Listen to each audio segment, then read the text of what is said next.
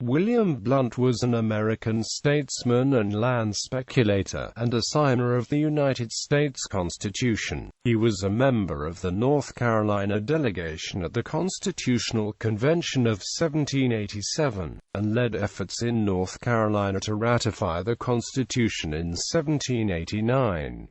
He subsequently served as the only governor of the Southwest Territory, and played a leading role in helping the territory gain admission to the Union as the state of Tennessee. He was selected as one of Tennessee's initial U.S. senators in 1796. Born to a prominent North Carolina family, Blount served as a paymaster during the American Revolutionary War. He was elected to the North Carolina legislature in 1781, where he remained in one role or another for most of the decade, the exception being 2 terms in the Continental Congress in 1782 and 1786.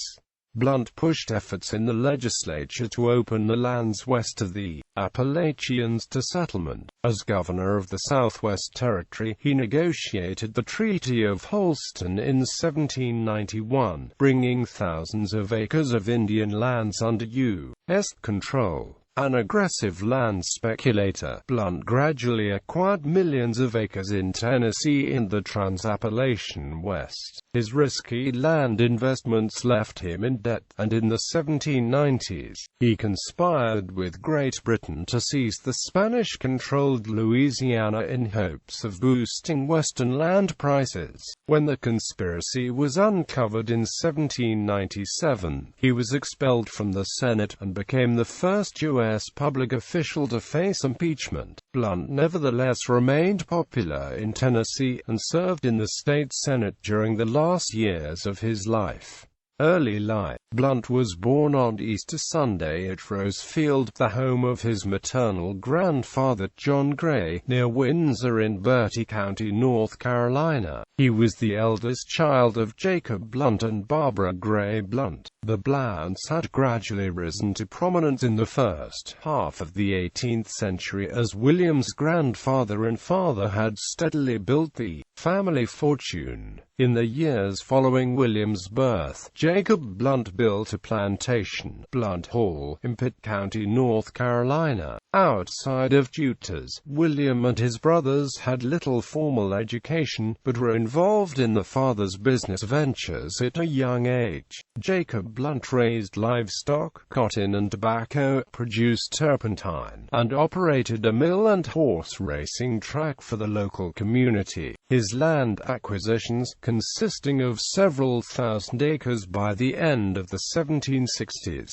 taught his sons the profit potential of aggressive land speculation. During the regulator movement of the late 1760s and early 1770s, the Blounts remained loyal to the North Carolina government. Jacob Blount, a justice of the peace, furnished Governor William Tryon's army with supplies as it marched to defeat the regulators at the Battle of Alamance in 1771. William Blount, along with his brothers Jacob and John Gray Blount, were among Tryon's soldiers, though they saw little action.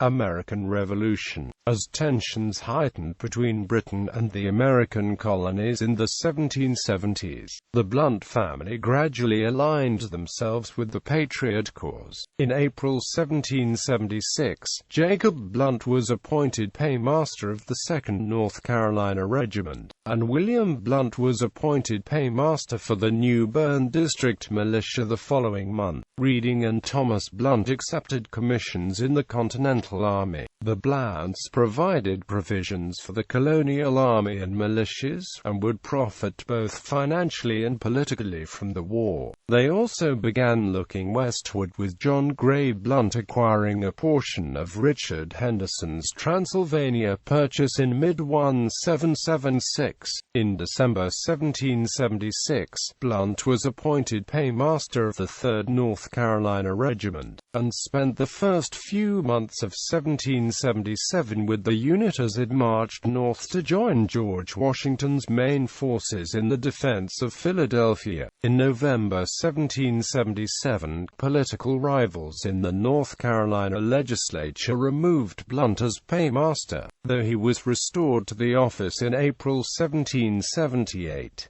He helped organize regiments for the defense of Charleston, which fell to the British in 1780 as a result of the Siege of Charleston.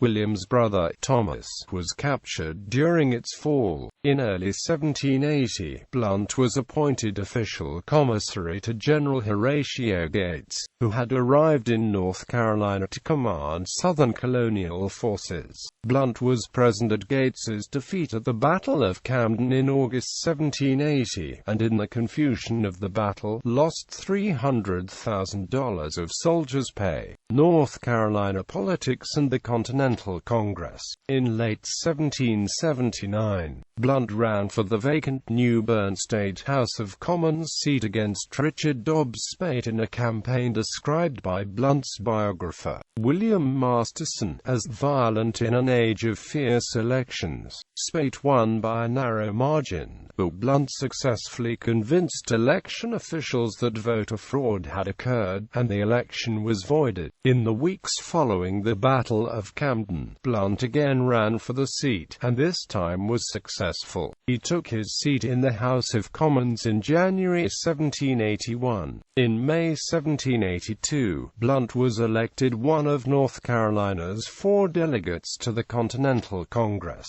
At the Congress's 1782 session, Blount helped defeat a poll tax and a liquor tax, and opposed a reduction of the army. He also agreed to consider a Land Cession Act to satisfy North Carolina's massive tax debt owed to the Confederation. Blount left Philadelphia in January 1783, and resigned from the Congress 3 months later to accept an appointment to the North Carolina House of Commons Steering Committee. During the House's 1783 and 1784 sessions, Blount introduced several bills that would prove critical in the early history of what is now Tennessee. One bill, known as the Land Grab Act, opened the state's lands west of the Appalachians to settlement. One individual who took advantage of this act was militia Captain James White, who acquired a tract of land that would later become Knoxville, Tennessee. Another bill rendered soldiers with at least 2 years of military service eligible for land grants. Some soldiers used the grants to acquire land in the Tennessee Valley, while others sold their grants to the Blounts and other land speculators. In 1784, Blount sponsored a bill establishing the city of Nashville in what was then the Cumberland settlements. In June 1784, Blount sponsored another bill critical to early Tennessee history, a bill calling for North Carolina lands west of the Appalachians to be ceded to the Continental Congress to satisfy the state's share of the nation's tax burden. The bill was hotly contested, but passed by a 52-43 margin. Opponents of the session gained control of the House and repealed the act in October, but not before a movement by the Tennessee Valley residents to establish a separate state, known as the State of Franklin, had gained momentum. A friend of both North Carolina Governor Richard Caswell and Franklinite leader John Sevier, Blount waffled on the Franklin issue for the next 4 years. In spite of the session debacle, Blount was elected to the Continental Congress for the 1785 session. As he prepared to depart, however, word came that the Congress had appointed a commission to negotiate a new treaty, eventually known as the Treaty of Hopewell, with the Southern tribes. Fearing the new treaty would be unfavorable to North Carolina, Blount, with Governor Caswell's blessing, headed south in hopes of negotiating a separate treaty for the state. He arrived too late, however, and the Hopewell Treaty negotiated by the commissioners returned a sizable portion of western lands claimed by North Carolina speculators to the Indians.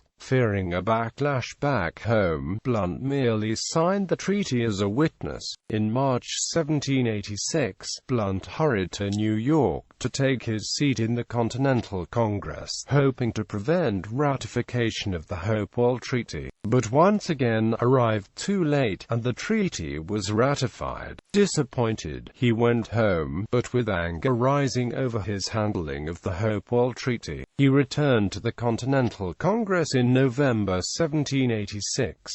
In 1787, he was a candidate for President of the Congress, but Arthur St. Clair was chosen instead. In March 1787, Blount was chosen as one of 5 delegates to represent North Carolina at the Constitutional Convention in Philadelphia. Blount arrived at the convention on June 20, after debates had already begun. He sent Caswell a copy of the Virginia Plan, and, expressing pessimism in the convention's outcome, he stayed for just a few days before heading to New York to rejoin the Continental Congress in early July. He was present for the Congress's debate and passage of the Northwest Ordinance, and heard Henry Knox's report recommending a North Carolina land cession. By August 7, however, he had returned to the convention in Philadelphia for final debates. Still reeling from the fallout from the Hopewell Treaty, he was wary of signing the final document, but was finally convinced by Governor Morris to do so. Confident that North Carolina would gain more than it would lose with the new Constitution, Blount returned home to campaign for its ratification. Elected to the North Carolina Senate from Pitt County in 1788 and 1789, Blount and his allies successfully countered attempts by anti-federalists Willie Jones and William Lenoir to thwart adoption of the new Constitution, and North Carolina voted for its ratification in November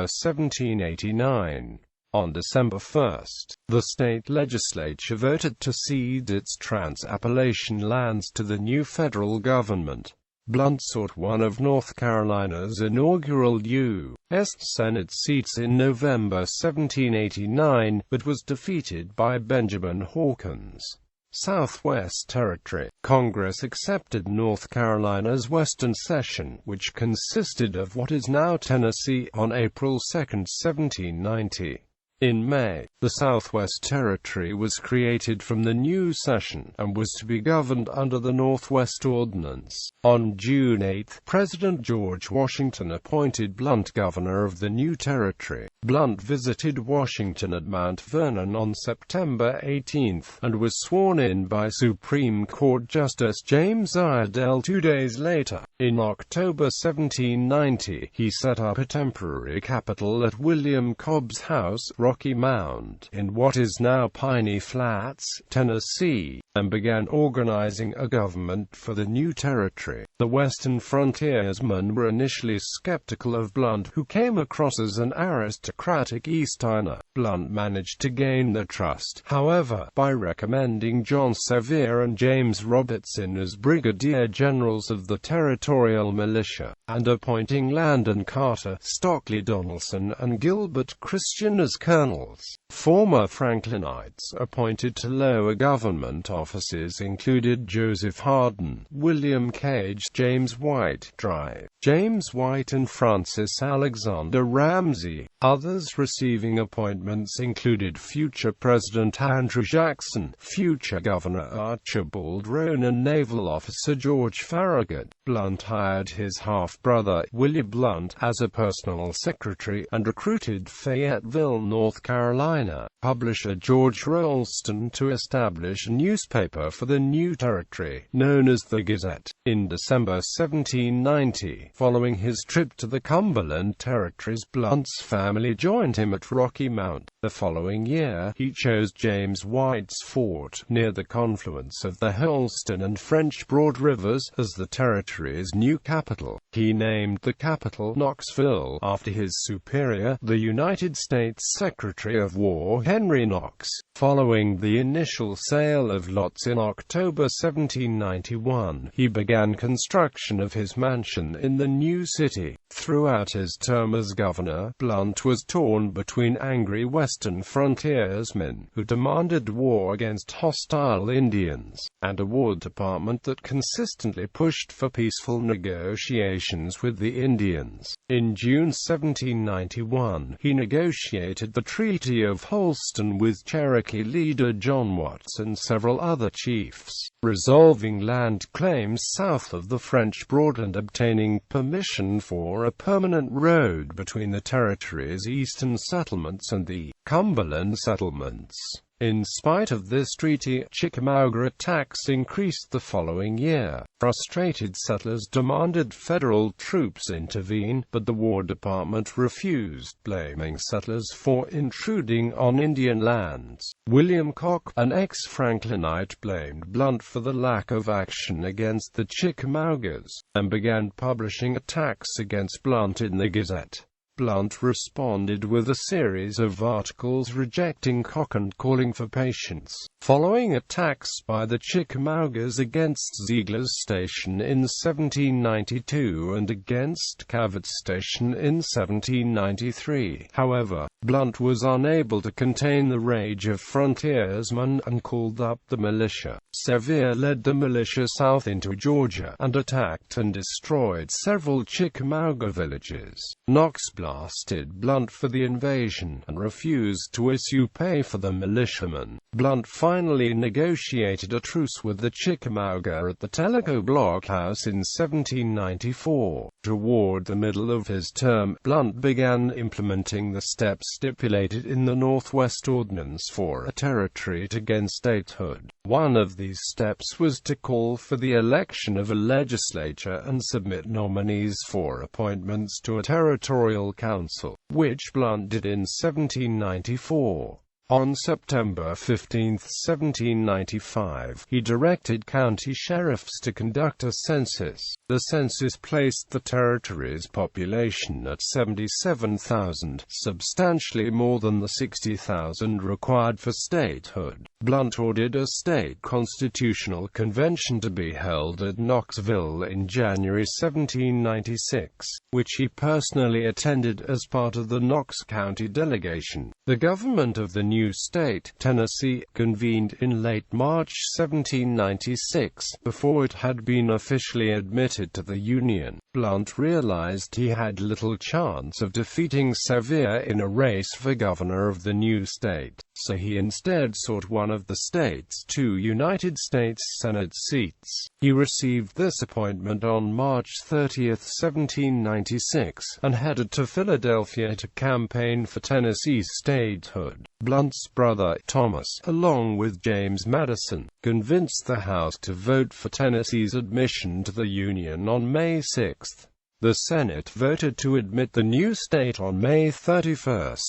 Blount Conspiracy. Throughout the 1780s and 1790s, William Blount and his brothers gradually bought up large amounts of western lands, acquiring over 2.5 million acres by the mid-1790s.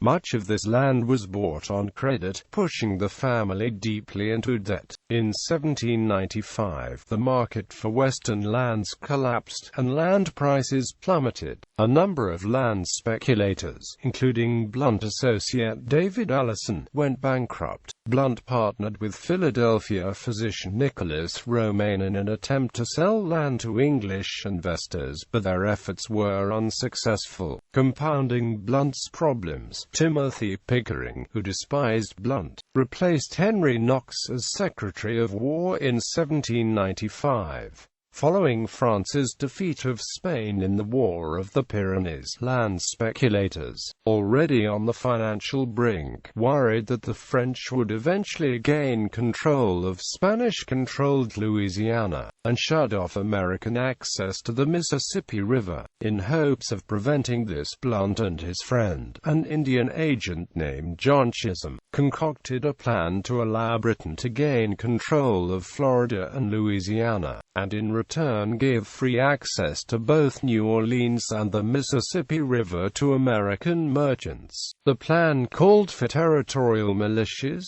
with the aid of the British fleet, to attack New Madrid, New Orleans and Pensacola. To help carry out the plan, Blount recruited Romaine, who never showed more than lukewarm support for the idea, and a Knoxville merchant named James Carey. Chisholm, meanwhile, sailed to England to recruit British supporters. In April 1797, Carey was at the Tellico blockhouse near Knoxville when he gave a government agent a letter from Blount outlining the conspiracy. The agent turned the letter over to his superior, Colonel David Henley in Knoxville, and Henley in turn sent it to Pickering. Elated at the opportunity to crush Blount, Pickering turned the letter over to President John Adams. Determining that the actions of Blount, now a senator from Tennessee, constituted a crime, Adams sent Blount's letter to the Senate, where it was presented on July 3, 1797, while Blount was out for a walk. When Blount returned, the clerk read the contents of the letter aloud as Blount stood in stunned silence. Vice President Thomas Jefferson asked Blount if he had written the letter. Blount gave an evasive answer and asked that the matter be postponed until the following day, which was granted. On July 4, Blount refused to return to the Senate. Merely had fellow Tennessee Senator William Cock read a letter which again requested more time. The Senate rejected this request, and formed an investigative committee. Ordered to testify before the committee, Blount initially attempted to flee by ship to North Carolina, but federal deputies seized the ship and most of his belongings. On July 7, Blount, after consulting with attorneys Alexander Dallas and Jared Ingersoll, testified before the committee, and denied writing the letter. The following day, the House of Representatives voted 41 to 30 to hold impeachment hearings, and the Senate voted 25 to 1 to sequester Blount's seat, effectively expelling him, with Henry Tazewell casting the lone dissenting vote. Rather than await trial, Blount posted bail and fled to Tennessee. John Chisholm remained in England in a debtor's prison for several months, and confessed the entire scheme upon his return. Romaine was arrested and forced to testify before the committee, where he confessed to his part in the conspiracy. The House continued to consider evidence for Blount's impeachment in early 1798. At one session on January 30, a bizarre brawl erupted between two congressmen, Matthew Leon and Roger Griswold. Blount's trial in the Senate took place in January 1799, though Blount refused to attend, in spite of a visit to Knoxville from the Senate Sergeant-at-Arms. On January 11, 1799, the Senate voted 14 to 11 to dismiss the impeachment, arguing that impeachment did not extend to senators. The unraveling of the conspiracy destroyed Blount's reputation at the national level, and touched off a series of accusations between Federalists and Anti-Federalists. George Washington called for swift justices against Blount, and hoped he would be held in detestation by all good men. Abigail Adams called the conspiracy a diabolical plot, and bemoaned the fact that there was no guillotine in Philadelphia. Pickering argued the conspiracy was part of a greater French plot and accused Thomas Jefferson of being involved. Oliver Wolcott suggested the conspiracy was an attempt to blackmail Spain. Later life. While Blount's national reputation was ruined, he remained popular in Tennessee. Upon his return to Knoxville in September 1797, he was paraded triumphantly through the city by a military procession led by James White and James Stewart. Most of his old Tennessee allies, among them Andrew Jackson, Joseph Anderson, James White, Charles McClung and William C. Claiborne, remained loyal, and helped repair his image among locals. Blount, likewise, adopted a staunchly pro-Western attitude. In 1798, Congress appointed commissioners to survey the boundary between U.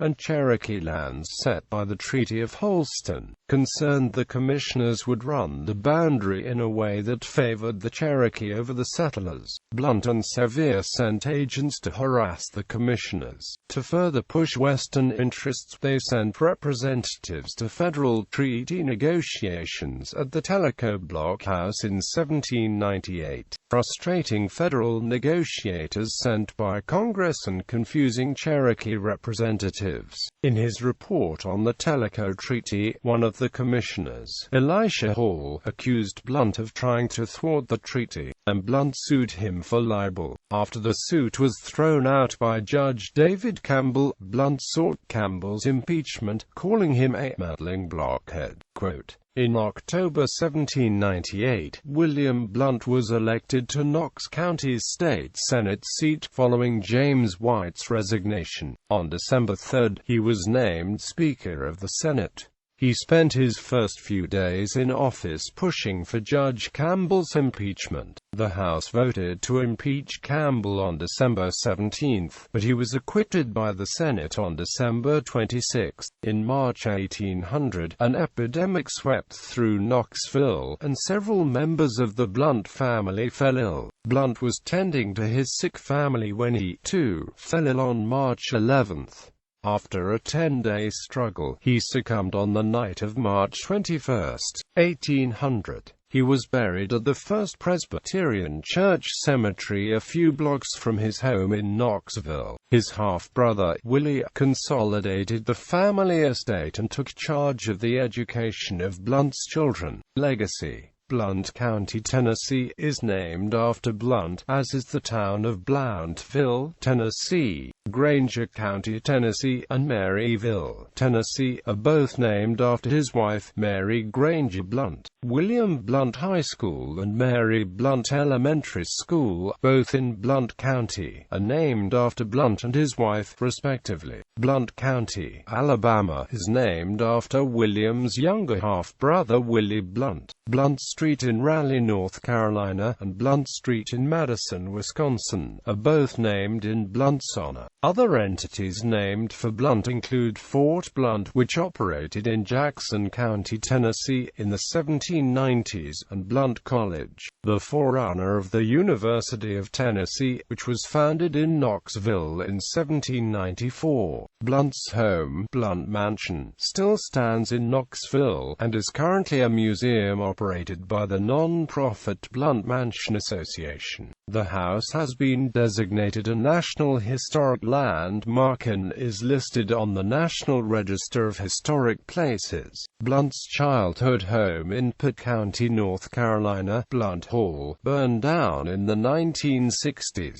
though a historical marker stands near the site. A life-size bronze statue of Blount is part of the Signers Hall exhibit at the National Constitution Center in Philadelphia. A plaque in the first-floor rotunda of the North Carolina State Capitol honors Blount and the two other North Carolina signers of the Constitution, Richard Dobbs Speight and Hugh Williamston family. While the ancestry of the North Carolina Blounts is sketchy, 19th-century historian John Hill Wheeler suggested they were among the state's oldest families, settling in the Pamlico River Valley as early as the 1660s. Blount's father, Jacob, married Barbara Gray, the daughter of Scottish businessman John Gray, and they had 8 children, William and John Gray, Louisa, reading, Thomas and Jacob. After Barbara Gray's death, Jacob married Hannah Salter, and they had 5 children, though only 2 lived to maturity, Willie and Sharp. Thomas Blount represented North Carolina in the U.S. House of Representatives in the 1790s and 1800s.